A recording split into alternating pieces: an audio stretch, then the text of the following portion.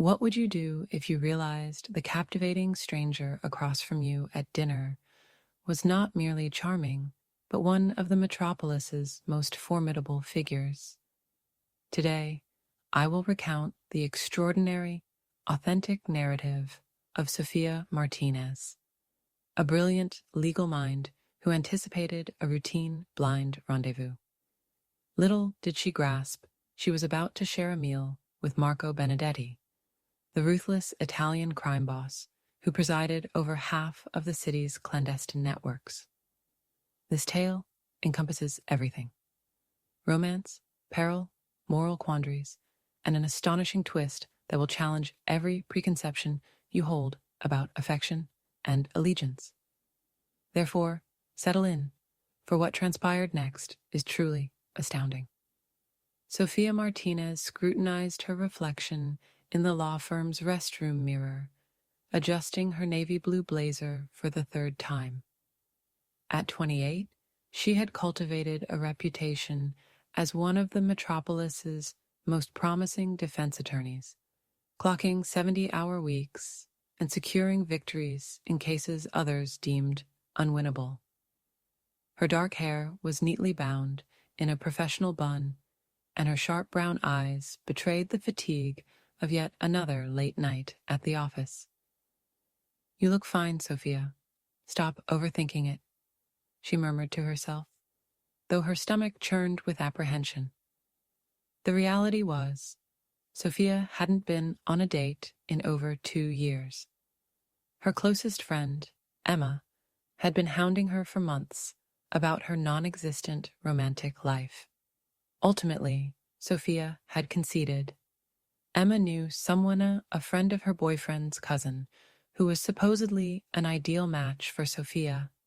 Successful, charismatic, and, according to Emma, devastatingly attractive. "Just one dinner," Emma had pleaded. "If it's terrible, I'll never set you up again. But Sophia, you can't toil endlessly. You need to experience life a little." Now, standing in that sterile office bathroom at 7:30 on a Friday evening, Sophia questioned if she was making a grave error. She had never ventured into the realm of blind dates before. What if they had nothing to discuss? What if he proved uninteresting? What if he was one of those men who dedicated the entire meal to discussing cryptocurrency? Her phone chimed with a text from Emma. "Stop overthinking. Villa Romano, 8 p.m. His name is Marco. You're going to adore him. And remember, red dress, not the blazer." Sophia glanced down at her professional attire and sighed. Emma was correct. She retrieved her small overnight bag from her desk drawer, the one she kept for nights she had to crash at the office, and pulled out the red dress Emma had practically compelled her to buy months ago.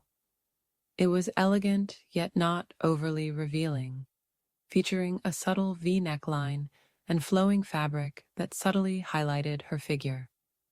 30 minutes later, Sophia stood outside Villa Romano, one of the city's most exclusive Italian eateries. The establishment was a former mansion, its tall windows casting warm light, and the aroma of garlic and fresh herbs wafted through the evening air. Luxury vehicles lined the thoroughfare, and impeccably dressed couples strolled past, their laughter mingling with the faint strains of classical music. Sophia checked her phone. 8 precisely. She drew a deep breath and proceeded through the imposing wooden doors. The maitre d', a distinguished man in his 60s with silver hair and a perfectly pressed tuxedo, greeted her with a welcoming smile. "Good evening, Signorina. How may I assist you?" "I'm meeting someone," Sophia articulated, suddenly feeling underdressed despite the crimson gown. "A reservation under Marco." She then realized she didn't even know his surname. "Ah, I see. You must be Miss Martinez. Mr. Benedetti is expecting you. This way, per favore." The maître d' steered her through the restaurant, past tables of couples engaged in intimate discussions over candlelight and wine. The ambiance was refined and romantic, certainly not Sofia's usual milieu. She was more accustomed to courthouse cafeterias and late-night pizza joints near her office. They approached a secluded corner table, and Sofia's breath caught. The man rising to greet her was, without a doubt, the most striking individual she had ever encountered in person. He was tall, likely 6'2", with meticulously styled dark hair, olive skin, and penetrating green eyes that seemed to delve into her very soul. He wore an impeccably tailored black suit that likely surpassed Sofia's monthly rent in cost. And when he smiled, revealing flawless white teeth, her knees nearly buckled. "Sofia," he uttered, his voice carrying a subtle Italian timbre that rendered her name like poetry. "You are even more exquisite than Emma described." He moved around the table to pull out her chair, and Sofia caught a whiff of his cologne, something costly and masculine that caused her head to spin slightly. His hands felt strong and warm as he assisted her into her seat, and she noticed he wore a simple yet elegant watch that glinted in the candlelight. "Thank you," Sofia managed, striving to regain her composure. "And you're Marco? Marco Benedetti?" "Si, it is my absolute pleasure to meet you." He returned to his seat opposite her, and Sofia observed the controlled confidence with which he moved, like a man utterly at ease in his own skin and acutely aware of his impact on others. The waiter appeared almost instantly. Clearly, Marco was a valued patron here. "The usual wine for you, Mr. Benedetti?" "Actually," Marco interjected, his gaze never leaving Sofia's face, "let me inquire of the lady. Do you prefer red or white wine?" "Red," Sofia responded, surprising herself. She typically opted for white wine, or more frequently, just water during business dinners. "Excellent choice. Bring us a bottle of the 2015 Barolo Antico, and perhaps some antipasti to begin." As the waiter expeditiously departed, Marco leaned back slightly in his chair, scrutinizing Sofia with those intense green eyes. "Emma informs me you are a lawyer. Defense attorney, no?" "Yes, that's correct. I work at Morrison and Associates downtown. What about you? What do you do?" There was the briefest flicker of hesitation, so fleeting Sofia almost missed it. "I'm in business. Import and export, predominantly. A family enterprise, you could say. Very traditional Italian family." Sofia nodded, taking a sip of water from the crystal glass before her. "That sounds intriguing. What kinds of products do you import?" "Various items," Marco offered, with a charming smile that somehow didn't quite reach his eyes. "Food products, wine, some manufactured goods. Nothing overly exciting, I'm afraid. I would much rather hear about your work, defense attorney. That must be very challenging." The wine arrived, and Marco executed the tasting ritual with practiced ease. The Barolo was rich and complex, and Sofia found herself relaxing despite her initial apprehension. Marco was an exceptional conversationalist, posing thoughtful questions about her cases without intruding on confidential details, her career aspirations, and her perspectives on various subjects. "You know," Sofia declared after they had ordered their entrees, "when Emma mentioned setting me up, I was terrified. I haven't dated in years.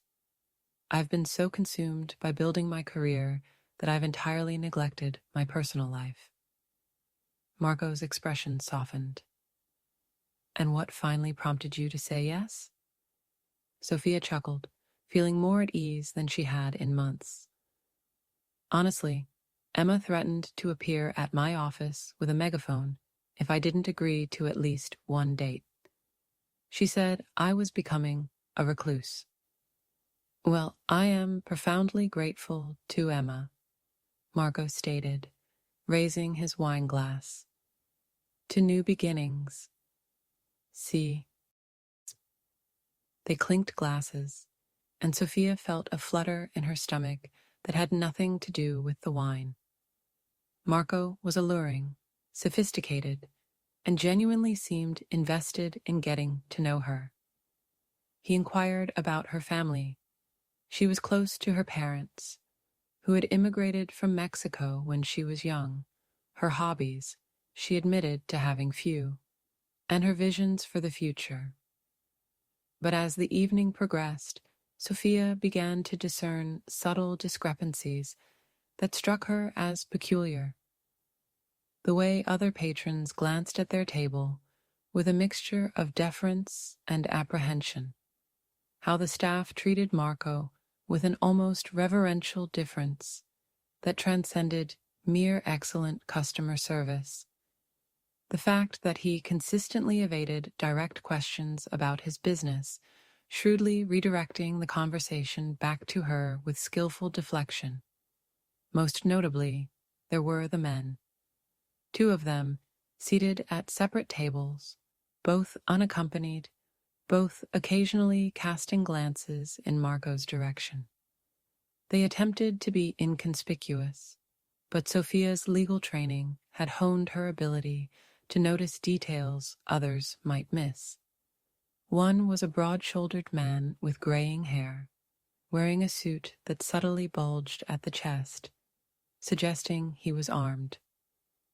The other was younger, with keen eyes that periodically surveyed the restaurant. Marco, Sofia began, during a lull in conversation. Those men over there, do you know them? Marco did not turn to look, but his jaw tightened almost imperceptibly. What men? The one by the window and the other near the bar. They keep looking over here. For the first time all evening, Marco's composure faltered slightly. His eyes hardened, and Sofia caught a fleeting glimpse of something dangerous beneath his charming facade. It lasted only a second before the smile resurfaced, but it was enough to send a shiver down her spine. I'm sure it's nothing, cara mia. Perhaps they are simply admiring your beauty. Can you blame them? The compliment should have provoked a blush. Instead, Sofia felt a mounting disquiet. Something was amiss. The lavish restaurant, the overly deferential staff, the watchful men, Marco's evasiveness about his enterprises. It was beginning to form a picture she found unsettling. Their entrees arrived perfectly prepared ossobuco for Marco and lobster ravioli for Sofia. But she found her appetite diminishing. She picked at her food while Marco continued to regale her with anecdotes of his travels to Italy, his family's vineyard in Tuscany, and his passion for classical music. He was cultivated and well educated, clearly, yet there were lacunae in his narrative, elements that didn't quite coalesce. Have you always resided in this metropolis? Sofia inquired, opting for a different line of questioning.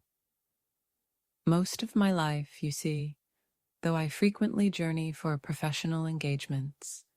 In point of fact, I just returned from Sicily last week. A magnificent isle, yet the dealings there, they can be intricate.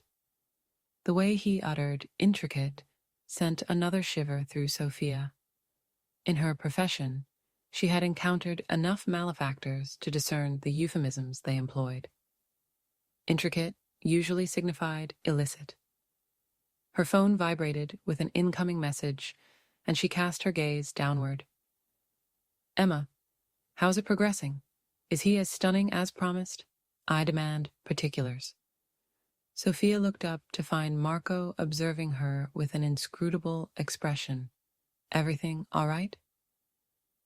Just Emma checking in, Sofia replied, striving to maintain a light tone. She's curious if you're living up to her billing. Marco's smile reappeared, but Sofia was beginning to note that it never quite reached his eyes. And what will you convey to her? That you are truly captivating, Sofia stated carefully. Captivating. An intriguing selection of words. Marco leaned slightly forward, and Sofia again caught the scent of that expensive cologne.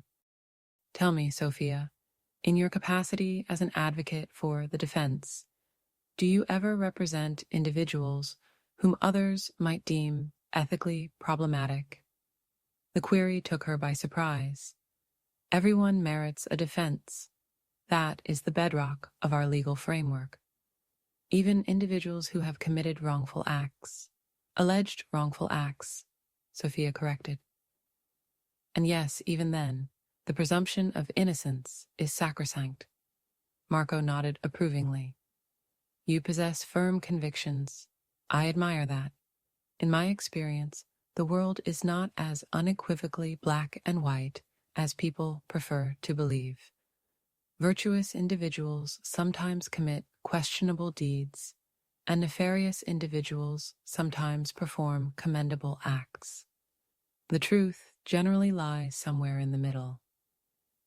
No, Sofia felt as though she were being scrutinized, though she could not fathom the reason.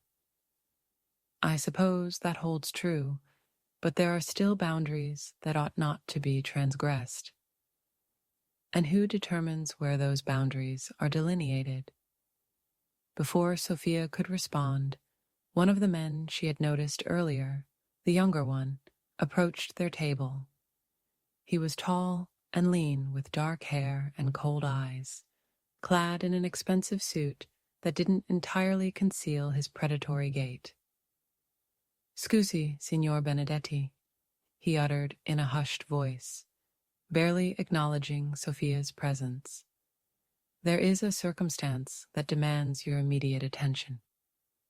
Marco's entire demeanor transformed in an instant. The charming date vanished, replaced by someone more formidable, more commanding. Not now, Luca. It cannot tarry, Signor. The Russians. There has been a development. Sofia's blood ran cold. Russians. This was sounding increasingly like the type of criminal cases she handled professionally. Organized crime, territorial disputes, violence. She gripped her wine glass more tightly, endeavoring to process what she was hearing. Marco's jaw tightened, and he turned to Sofia with what appeared to be genuine regret. I am truly sorry, Caramella. There is an urgent business matter I must attend to. Might we, perhaps, continue this evening another time? Sofia nodded, distrusting her voice. She was simultaneously relieved to have an excuse to depart and terrified by what she was beginning to suspect about her charming date. Marco rose and moved to her side of the table, assisting her with her chair. Antonio will summon you a taxi, you see, and dinner is already settled. That's not necessary. I insist. His hand briefly brushed her lower back as he guided her towards the exit. And despite everything, Sofia felt that same electric spark she had experienced all evening. I had a wondrous time tonight, Sofia. You are exceptional. At the restaurant's entrance, Marco took her hand and raised it to his lips, pressing a gentle kiss to her knuckles. The gesture was antiquated and romantic, and Sofia detested that it made her heart race, even as her mind shrieked warnings. Until we meet again, he murmured, his green eyes holding hers. The taxi arrived swiftly, likely due to Marco's influence, and Sofia slipped into the back seat, her mind reeling.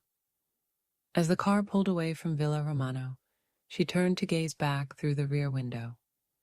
Marco stood on the sidewalk, watching her depart, flanked by both of the men she had noticed during dinner. Even from a distance, there was something intimidating about their stance, something that spoke of violence barely contained. During the 20-minute journey back to her apartment, Sofia's mind raced through all that had transpired. The opulent restaurant where Marco was clearly a VIP, the way the staff treated him with deferential fear, the armed men observing their table, the interruption concerning Russians, an urgent business that could not wait, his evasiveness about his work, describing only a traditional Italian family enterprise. By the time the taxi drew up outside her building, a terrible suspicion had solidified in Sofia's mind. She had defended enough organized crime figures to recognize the indicators, and everything about Marco Benedetti screamed mafia. Her phone buzzed with another text from Emma as she ascended the stairs to her third-floor apartment. "Well, don't leave me in suspense." Sofia stared at the message for a long moment before typing a reply. "It was complicated. I'll call you tomorrow." Once inside her apartment, Sofia poured herself a generous glass of wine, something considerably less expensive than the Barolo Marco had ordered, and sat on her couch, attempting to process the evening. Part of her yearned to dismiss her suspicions as paranoia induced by too many criminal cases and an abundance of crime television. But her instincts, refined by years of legal practice, were screaming that she was correct. Marco Benedetti was not merely a prosperous businessman with a traditional Italian family company. He was something far more menacing. But what most terrified Sofia was that despite everything, despite the warning signs, the dangerous men, the obvious falsehoods, she could not cease contemplating the way he had looked at her, the way his accent made her name sound like a caress, the way his hand had felt on her back, strong and possessive and thrilling. She was captivated by a man who might be a criminal, a man who operated in a world of violence and corruption, a man who represented everything her meticulously ordered, law-abiding life stood against. Sofia finished her wine and retired for the night, but slumber proved elusive. Each time she closed her eyes, she saw Marco's green eyes and that dangerous smile. She pondered what kind of business emergency involved Russians. She pondered how many laws he had broken. She pondered if she would ever encounter him again. Most unsettlingly, she pondered if she wished to. The following morning, Sofia immersed herself in work with even greater intensity than usual, endeavoring to banish thoughts of Marco from her mind. She had 3 cases to prepare for the upcoming week, including a high-profile defense of a city councilman accused of accepting bribes. It was precisely the kind of intricate, demanding case that typically monopolized all her attention. But today, she found herself distracted, her mind drifting back to the previous evening. She searched for Marco Benedetti online, but discovered surprisingly little information, just a few business registrations for import companies and a mention in a society column from 2 years prior at a charity fundraiser. For someone who claimed to be involved in a thriving family business, his digital footprint was remarkably minimal. Around noon, her assistant buzzed her intercom. "Ms. Martinez, there's a delivery for you." "What kind of delivery?" "Flowers. Very expensive-looking flowers." Sofia's heart skipped a beat. She instructed her assistant to bring them in. Moments later, a stunning arrangement of white roses and Italian lilies filled her office with their fragrance. The card was simple, penned in elegant script. "Thank you for a perfect evening. Until next time, M." She gazed at the flowers, torn between discarding them in the trash and burying her face in their petals. They were exquisite, undeniably costly, and undoubtedly chosen with care. Yet they were also a reminder of a man who might be everything she ought to shun. Her phone rang, startling her from her reverie. "Sofia Martinez, Cara." The voice sent shivers down her spine, deep, accented, unmistakably Marco's. "How did you obtain my office number?" "I have my methods," he said, and she could discern the smile in his voice. "Did you receive my small gift?" Sofia looked at the flowers. "They're beautiful, but Marco, I need to ask you something directly." "Of course. What is on your mind?" She took a deep breath. "What exactly is your business? And don't give me vague answers about import and export. I'm a defense attorney. I've heard every euphemism in the book." There was a lengthy pause. When Marco spoke again, his voice was more serious. "You are direct. I appreciate that. Perhaps we should discuss this in person." "I'm not sure that's a good idea." "Sofia," Marco said, his voice soft but intense. "I understand you have concerns, but I hope you will not judge me based on assumptions. Give me a chance to explain. Have dinner with me tonight, somewhere more private, where we can speak freely." Every rational part of Sofia's brain screamed at her to refuse, but there was something in his voice, vulnerability perhaps, or genuine concern that made her hesitate. "I don't know, Marco. Please, one more evening. If after that you decide you never want to see me again, I will respect that completely, but give me a chance to show you who I truly am." Sofia closed her eyes, knowing she was about to make a terrible decision. "Where?" "I will cook for you. My apartment has a private dining area where we can converse without interruption. I promise you we'll be completely safe."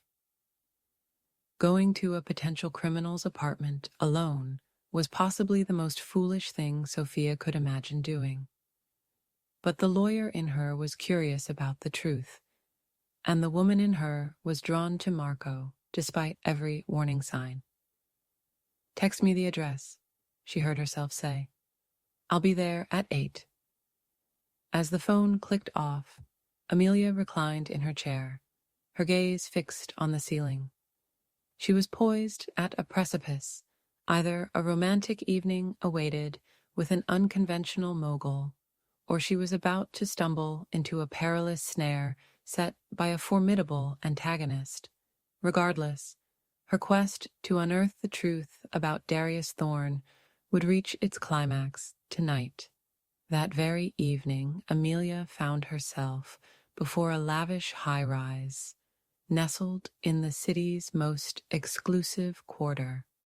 This edifice exuded opulence, where penthouses commanded millions, and the porter's attire outshone most wedding ensembles.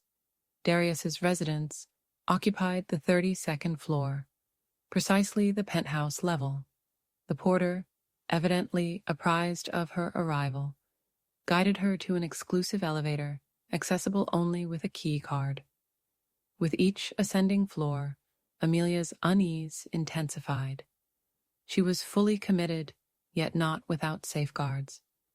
Her confidant, Eleanor, knew her whereabouts and was instructed to alert the authorities if Amelia hadn't checked in by 10 p.m.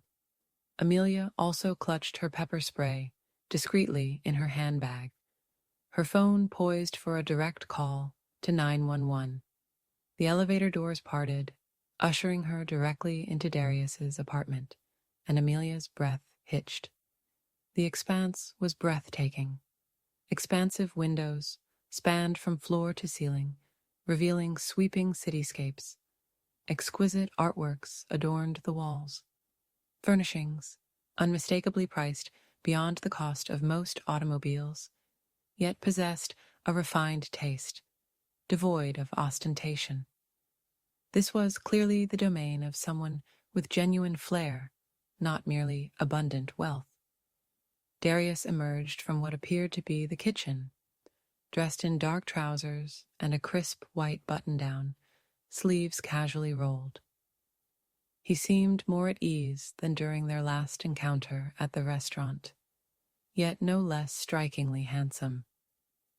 "Welcome to my abode," he greeted, approaching her. "You are as captivating as ever." Amelia had carefully selected her attire, professional yet approachable, attractive but not provocative. A simple black dress paired with a blazer, which she could shed for a more inviting demeanor or retain for a dignified distance. "Thank you for your invitation," Amelia responded, accepting the offered glass of wine, the same vintage from the previous night. "Come," Darius invited, gesturing towards the dining area. "I hope your appetite is keen. I've prepared something special." The dining room exuded intimacy, with a table set for two beside windows that framed the city lights. Candles cast a gentle glow, and the tantalizing aroma of culinary delights wafted from the kitchen. "You actually cooked?" Amelia inquired, a hint of surprise in her voice. Darius smiled, and for the first time, it seemed entirely unfeigned. "My grandmother instilled this in me when I was young. She'd say, 'A man incapable of cooking cannot properly care for a woman.'" They took their seats, and Darius presented the inaugural course, impeccably prepared bruschetta, adorned with tomatoes, basil, and fresh mozzarella. "So," he began, refilling their glasses, "you wish to delve into my enterprises?" Amelia nodded, appreciating his directness. "Indeed, I do."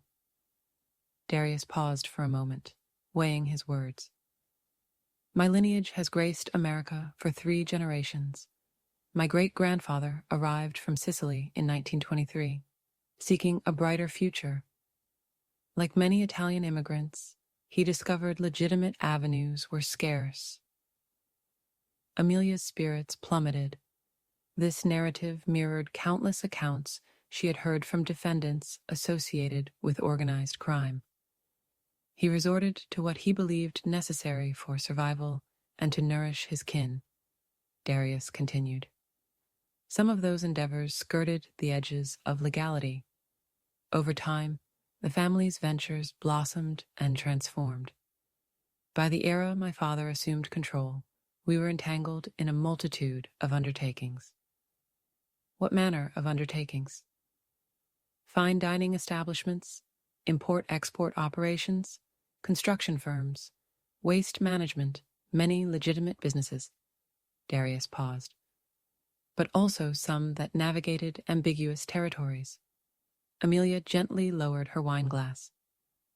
"Ambiguous territories. Darius, please be forthright. Are you affiliated with organized crime?" Darius met her gaze unflinchingly. "The world isn't as neatly delineated as legal and illegal, Amelia. There are businesses that thrive in the interstitial spaces of the law, fulfilling demands people crave, yet society feigns to disregard. Protection for establishments in precarious neighborhoods, resolution of conflicts when legal channels prove sluggish or unreliable, financial provisions for those spurned by conventional banking. Those are mere euphemisms, Darius. You're speaking of extortion, vigilantism, and usury. I speak of addressing needs that persist, whether we acknowledge them or not, Darius asserted, his voice calm yet fervent. Do you genuinely believe crime would vanish if families like mine weren't involved? No. It would devolve into chaos, unchecked violence, devoid of any code or distinction. At least we adhere to certain principles, codes of conduct. A tremor ran through Amelia. Codes of conduct. You imbue it with nobility. There is a certain honor in our actions, even if others fail to perceive it. We safeguard our communities. We cherish our families. We honor our commitments. Can the same be asserted for the politicians and magnates who operate within the strictures of the law? Amelia recalled some of her clients' affluent executives who had plundered pension funds, elected officials who had bartered their integrity for the highest bid. Darius wasn't entirely mistaken, yet that didn't legitimize his descriptions. So, you're admitting to being a member of the syndicate? Amelia stated bluntly. Darius's jaw tightened. That term is laden with preconceptions, but yes, I am part of a family institution that has endured for almost a century. I inherited responsibilities I never sought, but from which I cannot simply disengage. The main course arrived, tender osso buco with a saffron risotto, its aroma intoxicating. But Amelia's appetite had vanished. She was seated opposite a confessed criminal, a man who acknowledged his ties to an organization responsible for untold violence and graft. Why are you confiding this in me? She asked. Because I believe you merit the truth. Because you inquired directly, and I respect your intellect too much to prevaricate. And because... Darius hesitated, grappling for words. Because in my existence, I am encircled by individuals who seek something from me. Wealth, defense, favors. They either fear me or exploit me, but they do not perceive me simply as a man. Last night, for the first time in years, I felt someone saw Darius, not merely what Darius embodies. Despite everything, Amelia felt a subtle softening in her heart. Genuine emotion imbued his voice, a vulnerability that seemed incongruous with his criminal admissions. But I cannot simply overlook your activities, Amelia countered. I am a defense attorney, yes, but I believe in legal principles. I believe in justice. And what is justice, my dear? Is it justice when a man who pilfers millions from workers' retirement funds receives 2 years in a minimum security facility, while a youth who peddles narcotics to feed his family gets 10? Is it justice when victims of domestic abuse find no refuge from the authorities, but we can permanently remove their oppressors? Amelia yearned to argue, but she had witnessed enough of the legal system to concede that Darius's points held weight. Justice was often flawed, sometimes corrupted, frequently insufficient. That doesn't validate vigilante justice, she asserted. No, Darius concurred, but it renders it comprehensible. They consumed their meal in relative silence for several minutes, both engrossed in contemplation. The cuisine was extraordinary. Darius was clearly a gifted chef, but the atmosphere was heavy with the weight of his revelations. May I ask you something? Amelia finally said. Of course. Have you personally ever harmed someone, taken a life? Darius put down his fork and looked directly at her. In my world, sometimes force is necessary to avert greater devastation. Have I made arduous decisions? Yes. Have I undertaken actions of which I am not proud? Yes. But I have never inflicted harm upon an innocent individual, and I have never acted without a justifiable cause. It wasn't an outright denial, and both understood this. Amelia felt a wave of nausea, not from the wine, but from the dawning realization that she was drawn to a man who had likely claimed lives. The rational part of her mind screamed for her to flee, to escape as far and as fast as possible. But another part, one she preferred not to acknowledge, found herself captivated by the peril, by the illicit nature of her infatuation. Darius was unlike any man she had ever encountered. And despite his shadowy connections, she couldn't deny that he treated her with more respect and genuine interest than any of the lawyers, doctors, and businessmen she usually dated. "I should depart," Amelia announced, pushing back from the table. Darius nodded, though a flicker of disappointment crossed his features. "Of course, I comprehend." He escorted her to the elevator, and as they awaited its arrival, Amelia felt the profound gravity of the moment. This was likely the last time she would ever see Darius Thorne. The prudent course, the safe choice, was to walk away and never glance back. "Amelia," Darius said, as the elevator doors began to open, "whatever you decide about this, about us, I want you to know that meeting you has reminded me that there are good things in this world worth protecting.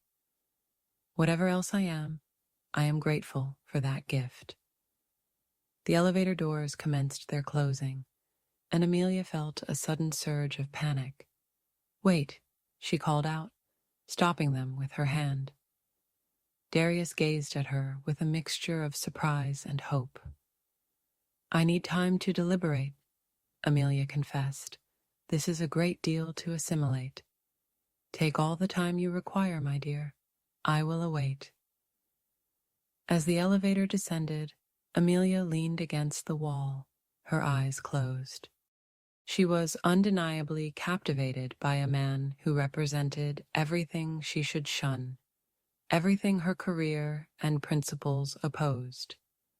But she was also falling for a man who perceived her as more than just another ambitious lawyer, who cooked for her, spoke to her as if her thoughts truly mattered, and treated her with a tenderness that seemed at odds with his dangerous existence. The ensuing days blurred into a whirlwind of work and internal strife. Amelia immersed herself in her cases with renewed vigor, striving to banish thoughts of Darius. Yet, everywhere she turned, she encountered poignant reminders of him. The flowers gracing her office, which she simply couldn't bring herself to discard.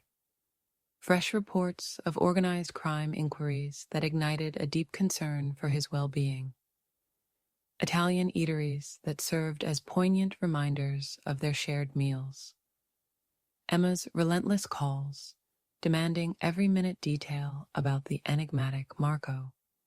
Yet Sofia found herself utterly incapable of articulating the truth of the situation. How could she possibly confess to her closest friend that she harbored a profound attraction for a self-proclaimed criminal? On a particular Wednesday evening, as Sofia was engrossed in late-hour work at her office, her phone chimed. The number displayed was unfamiliar.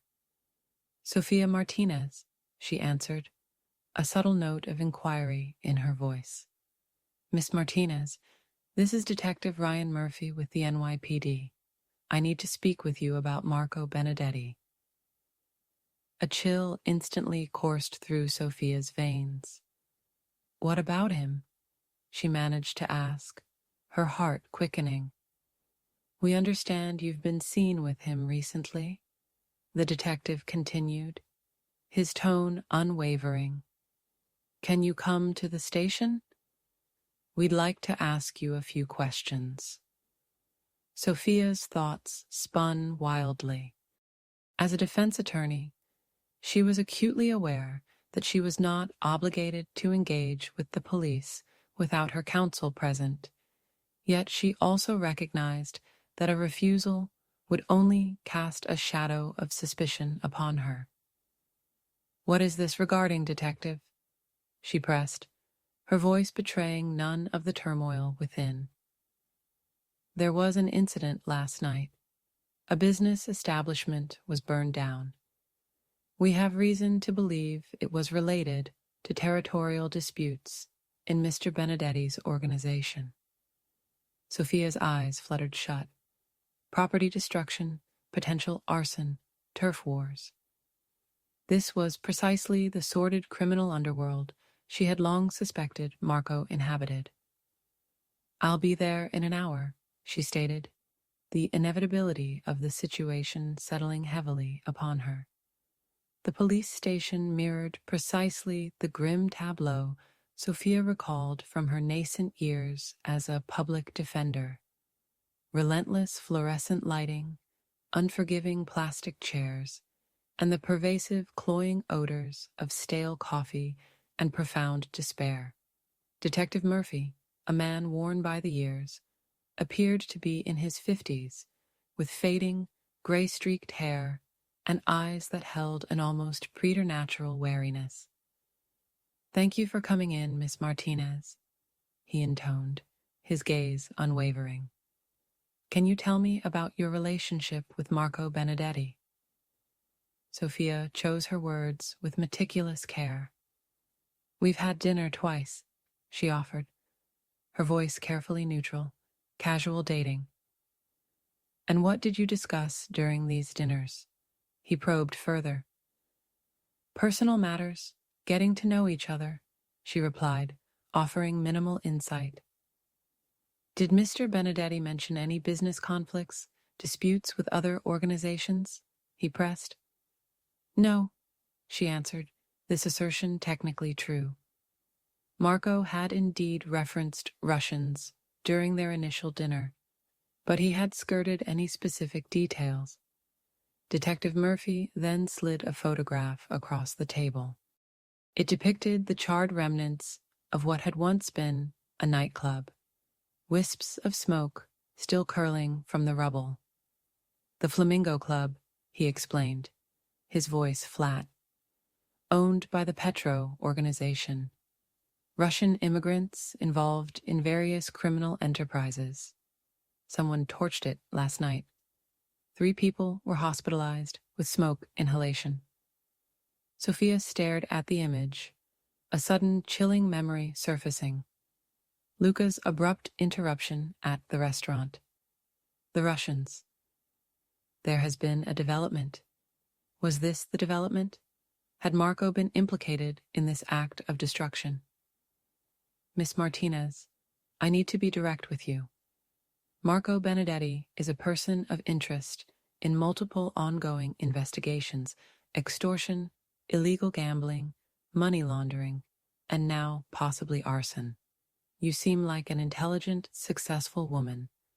What are you doing with a man like that?" Sofia bristled at the detective's condescending tone, even as she acknowledged the uncomfortable validity of his concerns. "Mr. Benedetti hasn't been charged with anything, has he?"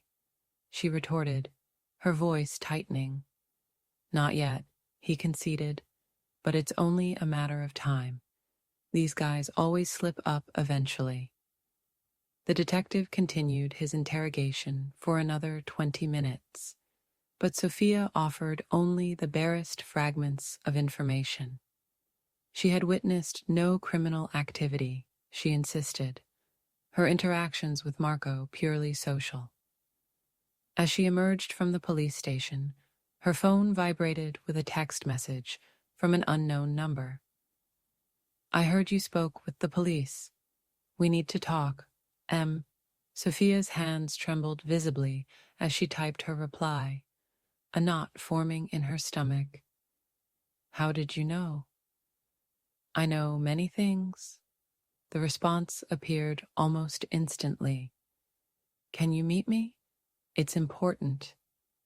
Every instinct within Sofia screamed for her to refuse. The rational course of action would be to sever all ties with Marco immediately, before she became further entangled in the shadowy criminal enterprises that seemed to orbit him. Yet, an undeniable urge to comprehend, to seek answers to the multitude of questions now raging within her, compelled her forward. Where? She typed, a sense of resignation settling over her. The park near your apartment. 1 hour. Come alone. Sofia arrived at the unassuming neighborhood park near her building, a sense of trepidation mingling with her curiosity. There, on a solitary bench, sat Marco, his gaze fixed on the sprawling city lights. He seemed altered, more coiled, more keenly aware. As she approached, he rose, but the customary warmth of an embrace was absent. "Thank you for coming," he said, his voice grave. "The police showed me pictures of a burned building. They think you were involved." Marco's jaw tightened imperceptibly. "And what do you think?" he countered, his eyes searching hers for an answer. "I think you're not denying it," she replied, her voice barely a whisper. "Because I cannot deny it. Not entirely." Marco then turned fully to face her. There was a situation with the Russian organization. They were expanding into territory that has belonged to my family for 30 years, threatening businesses under our protection. Diplomacy failed. "So you burned down their nightclub?" she challenged, a tremor in her voice. "I did not personally light any fires, but yes, the decision to send that message was mine." Sofia felt a wave of nausea wash over her. 3 people were hurt, Marco, hospitalized. "And how many more would have been hurt if we had allowed the Russians to establish themselves?" he retorted, his voice rising slightly. "They do not operate with the same restraint that we do. They would have brought chaos and violence to neighborhoods that have been peaceful for decades." "You can't know that," she insisted, shaking her head. "I can, and I do. This is not the first time we have dealt with territorial disputes. Sometimes a show of force prevents much greater bloodshed." Sofia stared at him, grappling with the stark dichotomy between the gentle, charming man who had prepared meals for her and this individual who casually ordered buildings to be incinerated. "I can see what you're thinking," Marco murmured, his voice softening. "You're wondering how you could have been attracted to someone capable of such things." "Yes," Sofia admitted, her voice choked with emotion. "I am. Because you are a good person, Sofia. You see the world in terms of right and wrong, legal and illegal. You believe that justice comes from courts and laws and proper procedures. In your world, that is usually true. But not in your world," she finished, a dawning realization in her eyes. "In my world, justice sometimes has to be taken, not waited for. In my world, showing weakness invites predators who will hurt innocent people. In my world, the police cannot or will not protect the people who need protecting most." Marco took a step closer, and Sofia could discern the faint scent of his cologne, the raw pain etched in his verdant eyes. "I am not asking you to approve of what I do," he said, his voice a low thrum. "I am only asking you to understand that the world is more complicated than you might want to believe." "I can't be with someone who solves problems with violence, Marco," she declared, the words tearing from her throat. "I can't." "Then you're going to walk away just like that?" Sofia felt a sudden pricking of tears in her eyes. "What choice do I have?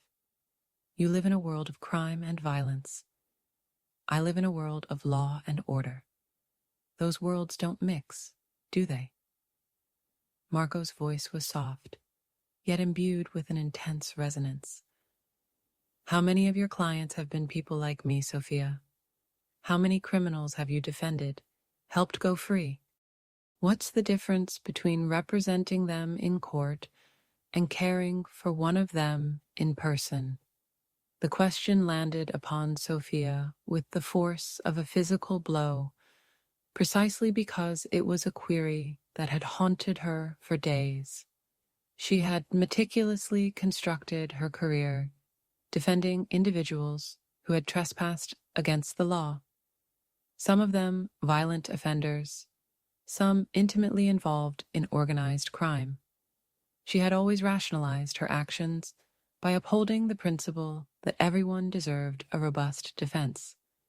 But was that truly so distinct from accepting Marco for who he demonstrably was? "It's different," she asserted, though her voice now lacked any real conviction. "Is it?" he challenged softly. "Or is it just easier to maintain your moral certainty when there's professional distance?" Sofia turned away from him, her gaze lost in the shimmering expanse of city lights. "I don't know, Marco," she confessed, her voice barely audible. "I honestly don't know anymore." They stood amidst a heavy silence for several minutes, the city's pulse thrumming around them. Finally, Marco broke the quiet once more. "There's something else you should know. The police questioning you. That wasn't random. Someone told them about us. Someone who wanted to put pressure on you to stay away from me." Sofia spun back towards him, her eyes wide with apprehension. "Who?" she demanded. "I'm not certain yet," he replied, a shadow crossing his face. "But I have suspicions. There are people who would prefer that I remain isolated, focused only on business matters. Personal relationships can be seen as complications." "Are you saying I'm in danger?" she asked, a nascent fear rising within her. "Not physically, no. But your reputation, your career, yes, those could be at risk if you're seen as being involved with me." A flash of anger ignited within Sofia.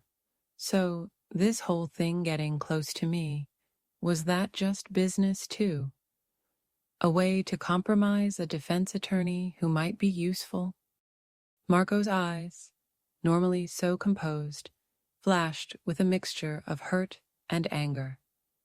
"Do you really think so little of me? Do you think what happened between us was calculated?" "I don't know what to think anymore," she admitted, her voice trembling. Marco took a step closer, close enough that Sofia could discern the subtle gold flecks within his green eyes. "Then let me tell you what to think," he said, his voice low and intense. "What happened between us was real, more real than anything I have felt in years. You think I would risk exposing myself? Risk telling you the truth about my life for some business advantage?" Sofia desperately wanted to believe him, yet the rational part of her mind, the lawyer's mind, stubbornly clung to its suspicions. "How do I know you're telling the truth?"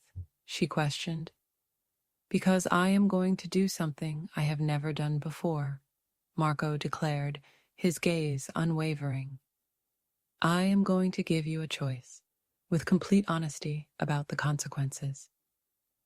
"What kind of choice?" she whispered, her heart beginning to pound.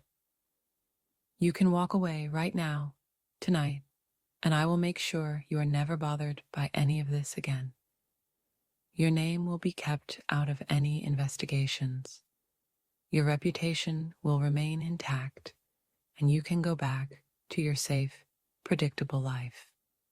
Or," Marco's voice dropped to an almost imperceptible whisper, "or you can choose to be with me, knowing exactly what that means, knowing that my world is dangerous, that there will always be risks, that some people will judge you for your association with me, but also knowing that I will protect you with my life, that I will never lie to you again, and that you will have the love of a man who sees you as the most precious thing in his world."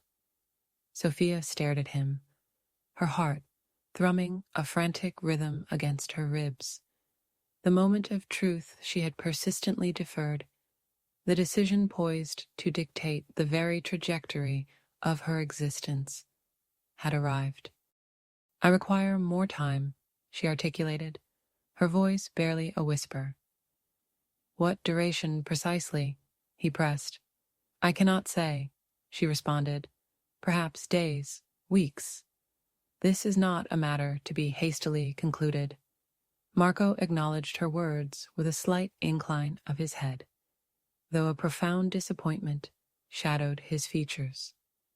"I commiserate," he began, "but Delilah, as you contemplate this choice, exercise extreme caution. If someone previously sought to involve law enforcement concerning you, they might now resort to other less conventional tactics." "What precisely do you imply?" she asked, a tremor in her voice. "Guard your back," he urged. "Refrain from venturing out alone late in the evening. Should anything strike you as amiss, or if anyone approaches you claiming to represent my interests, contact me without delay." Marco retrieved a card from his jacket pocket and extended it to her. "This is a secure line," he explained.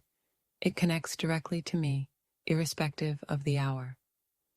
Delilah accepted the card, her fingertips brushing against his. Even now, with all her accumulated knowledge of him, his touch ignited a familiar spark within her. "One more thing," Marco added, his gaze intense.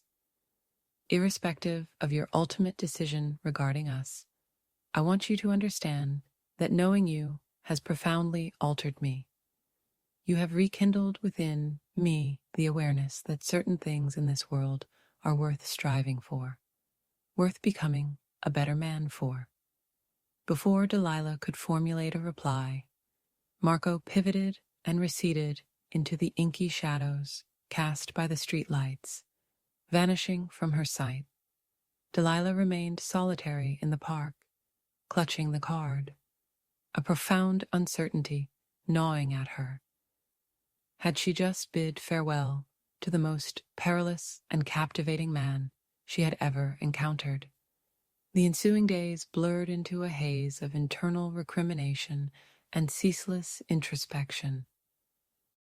Delilah found herself utterly incapable of concentrating on her professional obligations, unable to partake in meals or even succumb to restful slumber. His words, his implicit ultimatum, revolved endlessly in her mind. On a Friday afternoon, engrossed in an attempt to decipher a complex brief in her office, her assistant's buzz startled her. "Ms. Hayes." Her assistant's voice came through the intercom. "There is a woman insistent on speaking with you. She claims it concerns Mr. Giovanni." Delilah's blood ran cold. "Send her in," she instructed. The woman who graced her office with her presence was breathtakingly beautiful, tall, statuesque, with a regal bearing, auburn hair, and eyes the color of polished obsidian, assessing and intelligent. Her attire was an expensive suit, and her movements exuded the self-assuredness of one accustomed to exerting her will. "Ms. Hayes, I appreciate you granting me this audience," she purred. "I am Lady Vivian Torino." The name resonated with no particular significance for Delilah, yet something in the woman's demeanor instantly triggered a primal sense of alarm. "How may I be of assistance, Lady Torino?" Delilah inquired, her voice betraying an unexpected coolness. Vivian settled into a chair unbidden, crossing her legs with an air of proprietorship. "I understand you have been spending a considerable amount of time in Mr. Giovanni's company. I'm not entirely sure that is any concern of yours," Delilah retorted, her facade unwavering. Vivian's lips curled into a smile, though it was devoid of warmth or amity. "On the contrary, it is very much my concern. You see, Mr. Giovanni and I have shared a connection for many years. One might even classify me as his enduring confidant." Delilah felt a visceral blow to her stomach. "I comprehend," she murmured, the words feeling hollow. "I highly doubt it. Giovanni is a labyrinthine individual, Ms. Hayes. He commands power, possesses immense wealth, and his allure attracts the attention of countless women. Yet he consistently returns to me, because I grasp the intricacies of his world in a manner no outsider ever truly can." "Why are you imparting this information to me?" Delilah asked, her voice edged with suspicion. "Because I perceive you as an astute woman, and astute women should not squander their invaluable time on futility. Giovanni may indulge in ephemeral diversions with someone like yourself, someone untainted, respectable, a refreshing departure from his customary milieu, but it will never escalate into anything substantive. It simply cannot." Vivienne leaned forward, her voice dropping to an almost conspiratorial tone, laden with unspoken menace. "His lineage, his affiliations, his entire existence is inextricably interwoven with a reality you could never truly become a part of. You may be a formidable defense attorney, yes, but you remain an outsider. Still, someone who fundamentally fails to grasp the motivations that propel men like Giovanni." Delilah finally found her voice. "And you do understand. I was raised in this very world. My father was intricately connected to Giovanni's family for generations. I comprehend the meaning of loving an individual who navigates morally ambiguous choices, who, at times, must commit unspeakable acts for the perceived greater good. I understand how to offer unwavering support without probing questions that possess no answers." The implication was painfully transparent.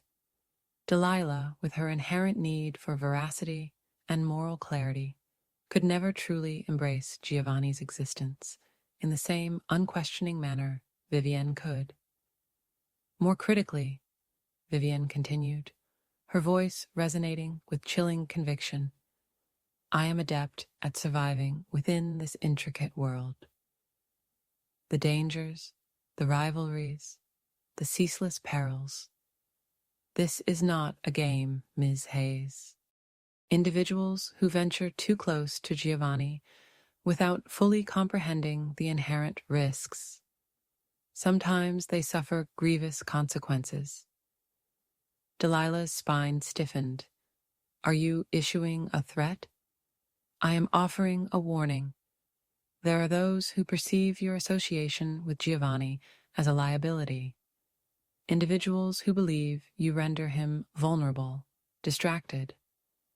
Should any misfortune befall you, Giovanni would undoubtedly shoulder the blame, but that would not alter the ultimate outcome." Vivienne rose gracefully and smoothed the fabric of her skirt.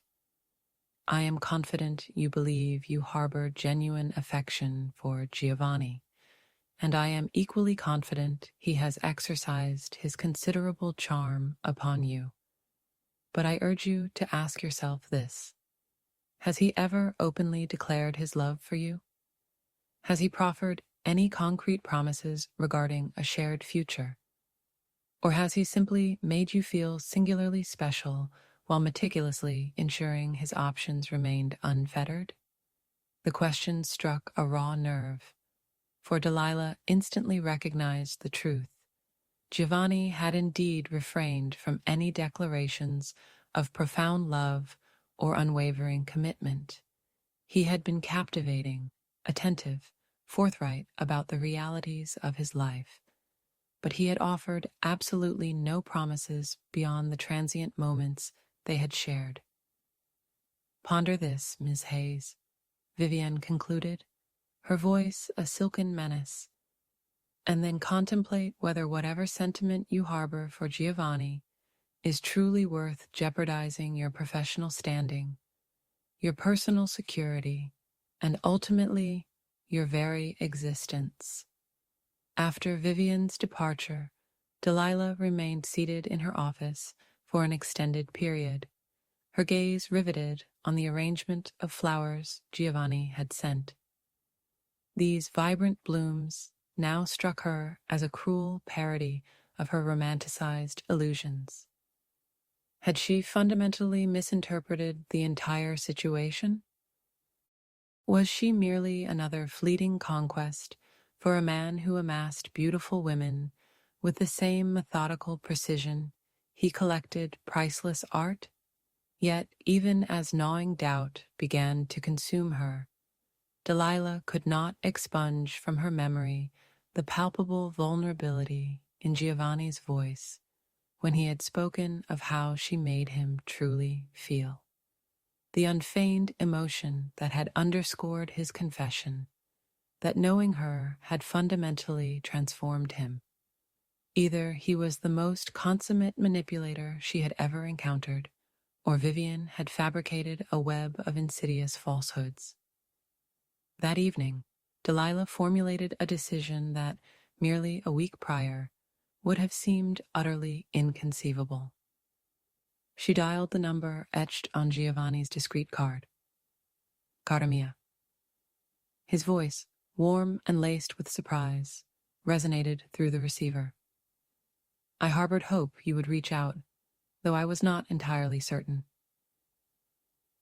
Giovanni, I need to pose a direct question, and I require nothing short of the absolute truth, she asserted, her voice trembling slightly. Who precisely is Lady Vivienne Torino? A protracted silence stretched between them. When Giovanni finally spoke again, his voice was guarded, tinged with a nascent caution. She paid you a visit. Indeed, she purports to be your long-term confidant.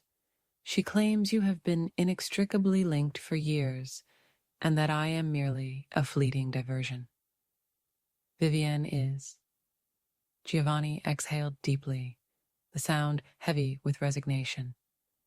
She is an intrinsic part of my world, yes.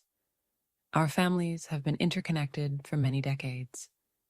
There was a time when many assumed we might, when it appeared a future together was predetermined.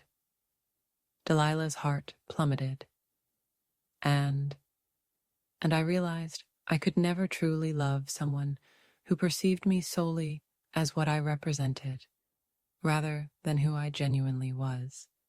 Vivienne comprehends my world, yes, but she also actively nurtures its darkest facets. She revels in the power, the fear, the deference that automatically accrues from being associated with an individual like myself. She has never once implored me to transcend my current self. But you were romantically involved with her, Delilah pressed, a hint of accusation in her tone. Yes, an on-again, off-again entanglement for several years. It was convenient, an expectation dictated by our families. But never love, Delilah, never the profound connection I experience when I am with you.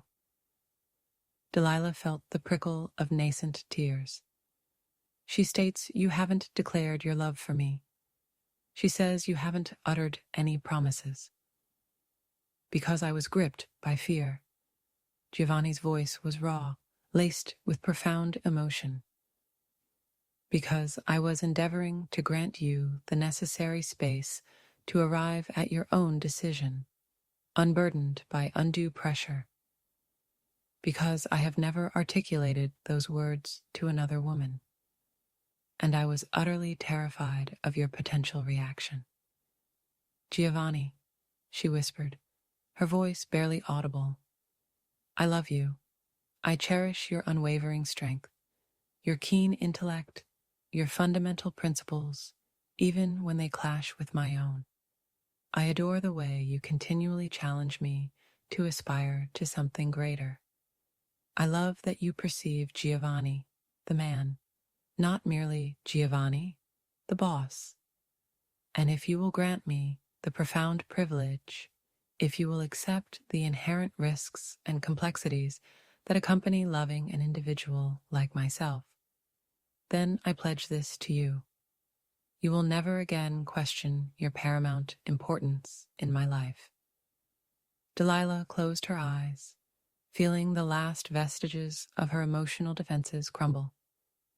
I love you too, she whispered, the words a heartfelt sigh. Then come to me, now, tonight. We have squandered an unforgivable amount of precious time on fear and doubt. Delilah seized her keys and practically flew toward the door, her heart hammering wildly against her ribs. She was making a monumental choice, one that directly contradicted everything she had believed she desired for her life. Yet it was also the singular choice that resonated deeply with the truth of her heart. 20 minutes later, she was profoundly enveloped in Giovanni's embrace within his opulent apartment, allowing herself to surrender to the torrent of emotions she had so strenuously resisted for weeks.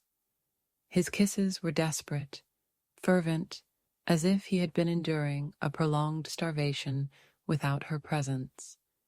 And Delilah suddenly apprehended that she too had been starving for passion, for profound connection, for someone who perceived her as considerably more than merely her career aspirations. Are you certain? Giovanni inquired, pulling back slightly to gaze intently into her eyes. Once we embark on this path, once you consciously choose this life, there might be no turning back, no simple reversion. I am certain, Delilah affirmed, and she meant it with every fiber of her being. But I have certain stipulations. Giovanni's lips curved into a slow, appreciative smile. Name them. No more dissembling, no more egregious half-truths or evasions. If I am to become an integral part of your world, I demand to be privy to everything that transpires. Agreed, he concurred, his gaze unwavering, and I maintain my professional career. I am not relinquishing everything I have painstakingly labored for. I would never presume to ask that of you. Your formidable strength is an intrinsic part of what I so deeply admire about you. And if we are to forge something together, if we are to construct a shared future, I implore you to consider alternative avenues, legitimate enterprises, ethical means to leverage your considerable influence and resources. Giovanni's expression subtly shifted, growing serious. That would present significant complications. There are weighty responsibilities, deeply ingrained commitments that span generations. I am not demanding you forsake your heritage, Delilah clarified, her voice firm. I am requesting that you contemplate the construction of something entirely novel, alongside the established order, something we could both unequivocally take pride in. Giovanni studied her face for a prolonged, thoughtful moment, then offered a slow, deliberate nod. For you, Caramea, I will contemplate anything and everything. They spent that long night in earnest conversation, meticulously planning, daring to dream about the potential tapestry of their shared life. It would undoubtedly be an arduous journey. There would be inherent dangers, intricate moral dilemmas, and the inevitable sting of societal judgment. Yet, as Delilah lay cradled in Giovanni's arms, listening to the rhythmic cadence of his heartbeat, she knew with absolute certainty that she was precisely where she belonged. Over the subsequent months, their nascent relationship deepened, evolving into a bond forged in the crucible of unwavering commitment. Sophia learned to navigate the world of Silas, all the while retaining her distinct identity and professional trajectory. She encountered his family, a sprawling network of relatives and associates who initially regarded her with apprehension, yet gradually came to appreciate her keen intellect and inner fortitude. She discovered that Silas was far more complex than a mere transgressor. He embodied a man striving to uphold age-old customs while adapting to a mutable world, someone who genuinely cared for the protection of his community, even if his methods were morally ambiguous. Silas, in turn, began to explore legitimate commercial ventures. He channeled investments into restaurants, real estate developments, and import firms that operated entirely within legal boundaries. It was a painstaking evolution, and he couldn't abruptly sever his family's established engagements. Yet, Sofia observed his metamorphosis, his growth, his emergence into someone who might ultimately inhabit the light completely. Their romance was neither flawless nor conventional, but it possessed an undeniable authenticity. They provoked each other, championed each other, and in their partnership discovered something neither had anticipated. It was a delicate equipoise between Sofia's idealistic pursuit of equity and Silas's pragmatic grasp of authority. Cassandra made a few more attempts to undermine their bond, but eventually relented, finding another individual to manipulate. The law enforcement inquiry into the Club Inferno ultimately stalled due to insufficient evidence, though Sofia harbored a suspicion that Silas had leveraged his influence to ensure that outcome. There were trying periods, moments when Silas's enterprises strained their relationship, instances when Sofia questioned if she was compromising too much of her essence.